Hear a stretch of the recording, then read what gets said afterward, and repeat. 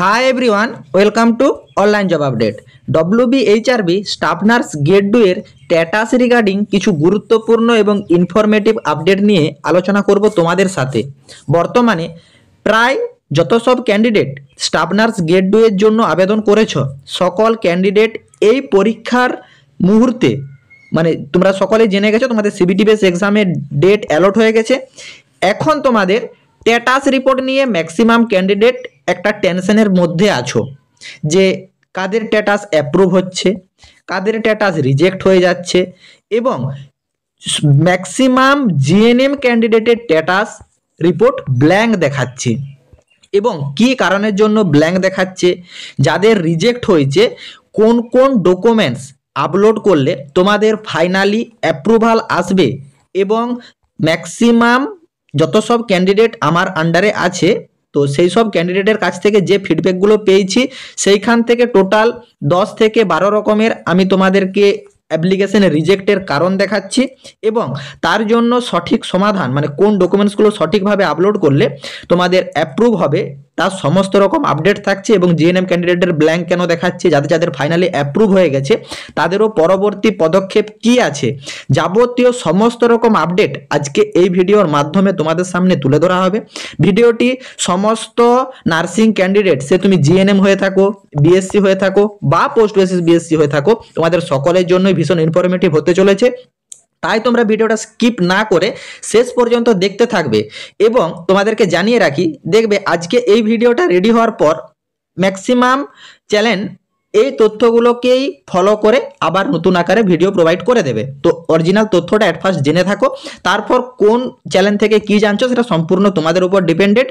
তো ভিডিওটা স্কিপ না করে শেষ পর্যন্ত দেখতে থাকবে। স্কিপ করলে কিন্তু তোমার নিজস্ব যে পয়েন্ট আছে বা তোমার যে সমস্যাটা আছে সেই সমস্যাটা হয়তো মিস করে যাবে। তাই তোমরা ভিডিওটা স্কিপ না করে শেষ পর্যন্ত দেখতে থাকবে এবং তোমাদের যতগুলো হোয়াটসঅ্যাপ গ্রুপ আছে প্রত্যেকটি গ্রুপে ভিডিওটি বেশি বেশি করে শেয়ার করো। যারা এখনো চ্যানেলে নতুন এই রকম লেটেস্ট জেনুইন চাকরির আপডেট এবং ফর্ম ফিল আপের ভিডিও সবার আগে দেখার জন্য চ্যানেলটি সাবস্ক্রাইব করে সাথে থেকো এবং ভিডিওটি ইনফরমেটিভ মনে হলে একটি লাইক দিয়ে যেও। অ্যাট ফার্স্ট যেসব ক্যান্ডিডেটের স্ট্যাটাস রিজেক্ট হয়েছে এবং রিজেক্টের কারণ এবং তার সঠিক সমাধানটা অ্যাট ফার্স্ট জেনে নাও, তারপর বাকি পরবর্তী কোশ্চেনে যাচ্ছি। দেখো, এটা একটা ক্যান্ডিডেটের স্ট্যাটাস। এইখানে তোমরা রেজিস্ট্রেশন নাম্বার দেখতে পাচ্ছ, ক্যান্ডিডেটের নাম, বাকি মোবাইল নাম্বার, ইমেল আইডি এবং এখানে তোমরা কোন ক্যাটাগরিতে অ্যাপ্লাই করেছিলে, বিএসসি না পোস্ট বেসিস বিএসসি না জিএনএম, সেটা তোমাদের এখানে লেখা থাকবে। এরপর দেখো এই ক্যান্ডিডেটের যেটা রিজেকশন এসেছে, দেখো এর দুটোতে রিজেকশন এসেছে। দুটো কি কি, একটা হচ্ছে ডব্লিউবি রেজিস্ট্রেশন সার্টিফিকেটে, আরেকটা আছে বিএসসি নার্সিং এর যে ফর্ম ফিল আপ বিএসসি বা পোস্ট বেসিস সেই যে কলাম, সেই কলামে তোমাদের কিন্তু রিজেকশন এসেছে।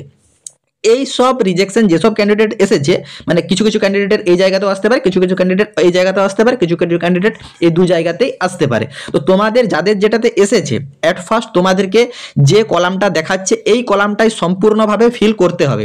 তোমাদেরকে বোর্ডের থেকে যে বোর্ডের আন্ডারে পাস করেছো সেই বোর্ডের নাম ঠিকঠাকভাবে লিখতে হবে, স্টেট নেম লিখতে হবে, মার্ক অফ অবডেন্ট টোটাল কত নাম্বার পেয়েছিলে, বিএসসি পোস্ট বেসিস জিএনএম যে ক্যাটাগরিতেই হোক না কেন টোটাল যে মার্কসটা পেয়েছিলে সেই মার্কসটা এখানে উল্লেখ করবে, ফুল মার্কস এখানে উল্লেখ করবে এবং কত পার্সেন্টেজ মার্কস হচ্ছে সেটা কিন্তু অটোমেটিক ক্যালকুলেট নিয়ে নেবে।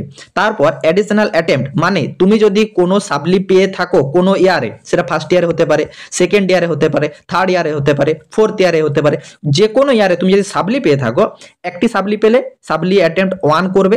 যদি কোনো অ্যাটেম্প্ট না করে থাকো তাহলে এটা নই থাকছে, কিছু করার দরকার নেই এবং কটা অ্যাটেম্প করেছো সেটা তোমরা এখানে উল্লেখ করবে।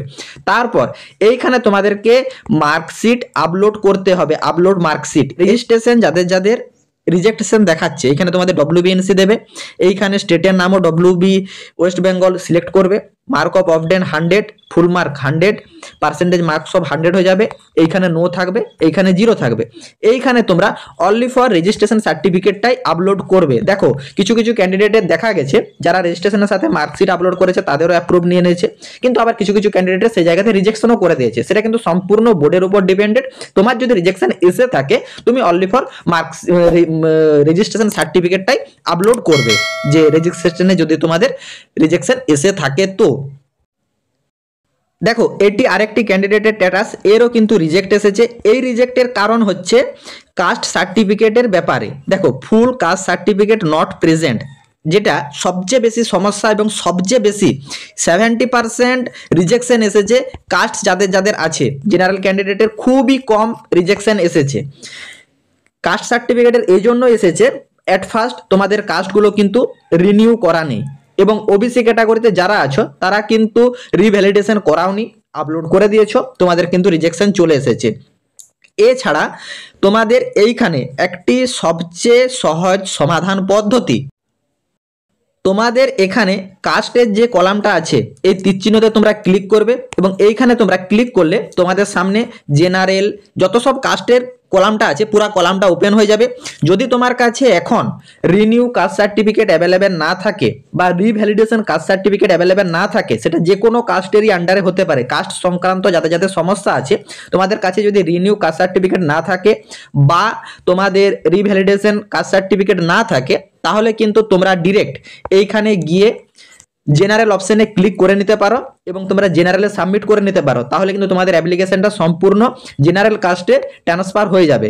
তখন কিন্তু তোমরা তোমাদের যে কাস্ট সেই কাস্টের সুবিধা পাবে না, কিন্তু তোমরা সিবিটি বেস এক্সামটা অ্যাটেন্ড করতে পারবে, এবং তোমাদের যদি পড়াশোনার লেভেল হাই থাকে তাহলে কিন্তু তোমরা জবটা পেয়ে যাবে। কাস্টে যে সুবিধাটা পেতে সেই সুবিধাটা পাবে না, কিন্তু তোমরা 2025 এর সুযোগটা পাবে স্টাফ নার্স গেটওয়ে অ্যাটেন্ড করার জন্য। না হলে কিন্তু রিজেকশন হয়ে গেলে তোমরা কিন্তু এক্সাম অ্যাটেন্ড করতে পারবে না, সেটা কিন্তু সম্পূর্ণ বোর্ড জানিয়ে দিয়েছে।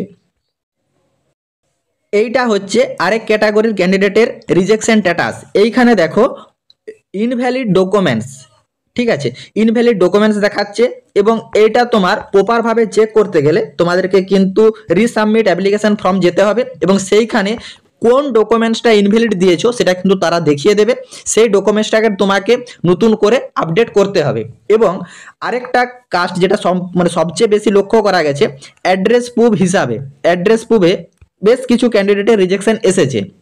তোমাদেরকে জানিয়ে রাখছি, তোমাদের ভুল এটাই হয়েছিল, তোমরা ধরো আধার কার্ড আপডেট করেছো অ্যাড্রেস প্রুফ হিসাবে, তোমরা আধার কার্ডের ফার্স্ট পেজটা আপডেট করে রেখে দিয়েছো, সেকেন্ড পেজটা আপডেট করোনি। মানে যেটা ক্যান্ডিডেট জানিয়েছে সেই জানানো তথ্য থেকে তোমাদেরকে বলছি, তোমরা মানে মোটামুটি ম্যাক্সিমাম ক্যান্ডিডেট ফেসবুকে মেসেজ করছো যে দাদা এই রিলেটেড সমস্যা হয়েছে, কি সমাধান দেবো। অনলি ফর যারা যারা ফলো করে রেখেছো তোমাদেরই মেসেজগুলো আসছে, যারা ফলো করোনি তাদের মেসেজ অনেক লেটে আসছে, তোমরা কিন্তু সমস্যার সমাধান পাচ্ছ না।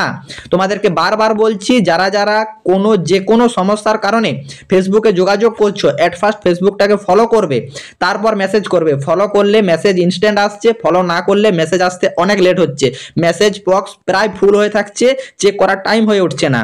এবং যেসব ক্যান্ডিডেটের কাছ থেকে ধারণাগুলো পেয়েছি সেগুলো তোমাদের সাথে শেয়ার করছি।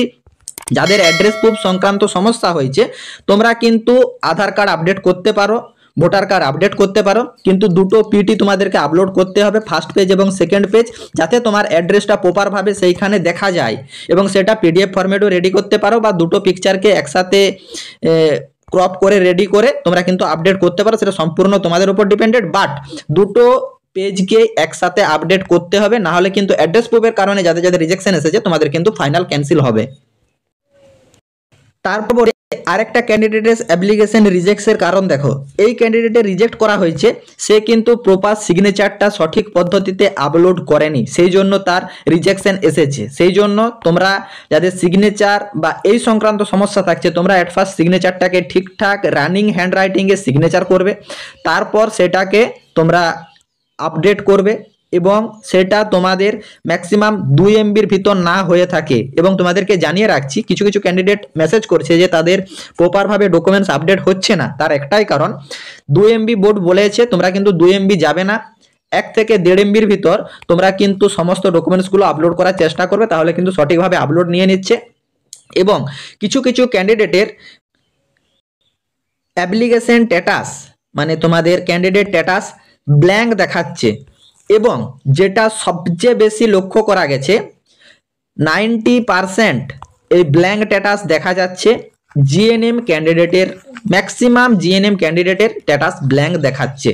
তার কারণ একটাই, তোমরা সকলেই জানো যে বোর্ড থেকে কিন্তু 14/11/2025 একটি কিন্তু অফিসিয়ালি নোটিফিকেশন প্রকাশ করেছিল, যেখানে জানিয়েছিল যে বিএসসি এবং পোস্ট বেসিস বিএসসি ক্যান্ডিডেটদের 15 তারিখ থেকে 22 তারিখ পর্যন্ত তোমাদের যাদের যা ভুলভ্রান্তি আছে তোমরা কিন্তু সেই সমস্যাটা সমাধান করে নিতে পারবে।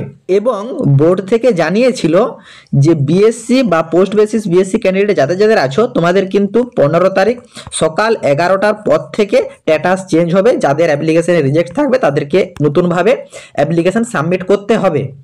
কিন্তু সেটা 15 তারিখ 11টার পর থেকে আপডেট নেয়নি, আপডেট নিয়েছিল বিকেলের পর থেকে। এই জন্যই তো আপডেটটা নিয়েছিল বিকেলের পর, যে তোমাদের বোর্ড জানিয়ে দিয়েছিল 15 তারিখ 11টার থেকে হবে, কিন্তু বোর্ড অ্যাপ্লিকেশন ভেরিফিকেশন স্টার্ট করেই 15 তারিখ থেকে। সেই জন্যই তোমাদের এই প্রসেসিংটার জন্যই লেট হচ্ছিল স্ট্যাটাস আপডেট হতে।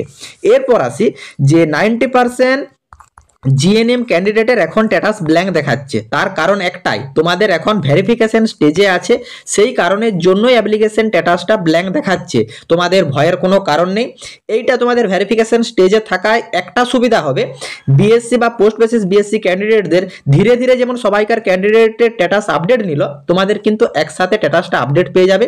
যেদিন থেকে বোর্ড অফিসিয়ালিভাবে জানাবে সেই দিন থেকে তোমরা ইনস্ট্যান্ট জানতে পেরে যাবে কখন থেকে তোমাদের স্ট্যাটাস পরিবর্তন হচ্ছে, কাদের অ্যাকসেপ্ট হচ্ছে, কাদের রিজেক্ট হচ্ছে, সেই সংক্রান্ত অফিসিয়ালি নোটিফিকেশন এবং অফিসিয়ালি আপডেট এলে সেটার ভিডিও প্রোভাইড করে দেওয়া হবে। এখন তোমাদের একটাই করণীয়, যেসব জিএনএম ক্যান্ডিডেট আছো, বিএসসি ক্যান্ডিডেট আছো বা পোস্ট বেসিস বিএসসি ক্যান্ডিডেট আছো, তোমরা কিন্তু সকলেই এখন পড়াশোনার প্রতি মনোযোগ করো। কারণ তোমাদের অলরেডি সিবিটি বেস এক্সামের ডেট ঘোষণা হয়ে গেছে। অনলি ফর বিএসসি বা পোস্ট বেসিস বিএসসি ক্যান্ডিডেট যারা যারা আছো, তোমাদের যদি রিজেকশন এসে থাকে সেটা এট ফার্স্ট সমাধান করে নাও, তারপর পড়াশোনার প্রতি মনোনিবেশ করো। এবং তোমাদেরকে জানিয়ে রাখি, 80 থেকে 99% পর্যন্ত বোর্ড কখনো উইদাউট বড়সড় রিজনে অ্যাপ্লিকেশনকে রিজেক্ট করে না। তোমাদের ছোটখাটো যে ভুলভ্রান্তিগুলো আছে সেগুলো যদি জেনুইন পদ্ধতিতে আপডেট করো বা সঠিকভাবে আপডেট করো, তোমাদের কিন্তু ফাইনাল অ্যাপ্রুভ হয়ে যাবে। এগুলো নিয়ে টেনশন না করে পড়াশোনার প্রতি মনোনিবেশ করো। এবং তোমাদেরকে জানিয়ে রাখি যে তোমরা সকলেই জানো যে অনলাইন জব আপডেট ইউটিউব চ্যানেলের পক্ষ থেকে হোয়াটসঅ্যাপ মেম্বারশিপ প্যাক চালু করা হয়েছে, যেখানে প্রত্যেকটা টপিক ওয়াইজ বোর্ড থেকে যে সিলেবাস প্রোভাইড করেছে, সিলেবাসের প্রত্যেকটা topic wise important question, study materials, guidance A to Z সমস্ত রকম আপডেট প্রোভাইড করা হচ্ছে। তো যেসব সিরিয়াস ক্যান্ডিডেটরা এই হোয়াটসঅ্যাপ মেম্বারশিপ প্যাকে অংশগ্রহণ করে সিবিটি বেস এক্সামের জন্য প্রিপারেশন নিতে চাও, তোমাদেরকে একটাই কথা বলবো, তোমাদের হাতে আর কিন্তু বেশি টাইম নেই, 1 মান্থের মতন টাইম পাচ্ছ তোমরা। তো তোমরা যারা যারা নিতে ইন্টারেস্টেড আছো কমেন্ট বক্সে কমেন্ট করো, তোমাদেরকে তারপর হোয়াটসঅ্যাপ নাম্বার প্রোভাইড করা হবে এবং যাবতীয় ডিটেলস প্রোভাইড করা হবে। তারপর তোমরা যদি ইন্টারেস্টেড থাকো প্যাকে অংশগ্রহণ করবে। আশা করি যেসব স্ট্যাটাস সংক্রান্ত সমস্যা এখন ম্যাক্সিমাম ক্যান্ডিডেটের কাছে হচ্ছে, তাদের সমস্ত রকম সমস্যার সমাধান জানাতে পারলাম। কারো যদি এখনো পর্যন্ত কোনো জায়গাতে কোনোরূপ কোয়ারি থাকে কমেন্ট বক্সে কমেন্ট করো, আমি রিপ্লাই করব। নতুবা ফেসবুক ফলো করে ডিরেক্ট মেসেজ করো, ফলো করলে কিন্তু মেসেজ ইনস্ট্যান্ট আসছে। টাটা।